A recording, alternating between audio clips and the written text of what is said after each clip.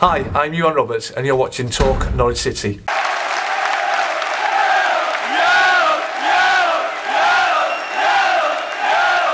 Right, I don't normally get starstruck, but Grant, it's an absolute pleasure to speak to you tonight, mate. You've just done Tales for the City speech. How was it, mate? Yeah, it was really good. I think everyone enjoyed it. Well, I think everyone will go away enjoying it. It seemed like it's good. Obviously a good bunch of lads up there, all different eras and stuff. And no, a really good night. I mean, I've grown up watching you score some fantastic goals. I mean, sent me in absolute delirium on occasions. But one of the moments I did want to speak to you about was the Chris Hughton era.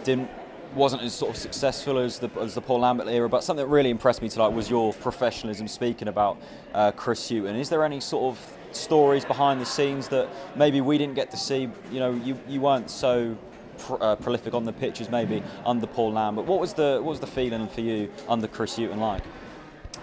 Well, I don't think there was any difference. If anything, we finished off higher than we actually did with Paul Lambert. And obviously, I think it wasn't just myself. People had criticisms of Chris, the way he set his teams up, but he'd done what he needed to do. We stayed in the division. That was the start.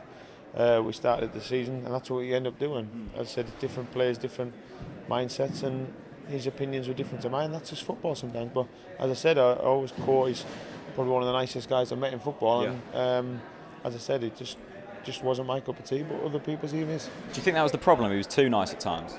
I don't think so. I think we don't know, because he done what we done. Our achievement was to stay up at the end, at the start of the season, and we certainly done that. I think we ended up finishing 11th. So what he done and what we achieved was our goal. So we'd done the job. As I said, I wasn't the happiest time there. I wasn't the most enjoyable, but we achieved our goal.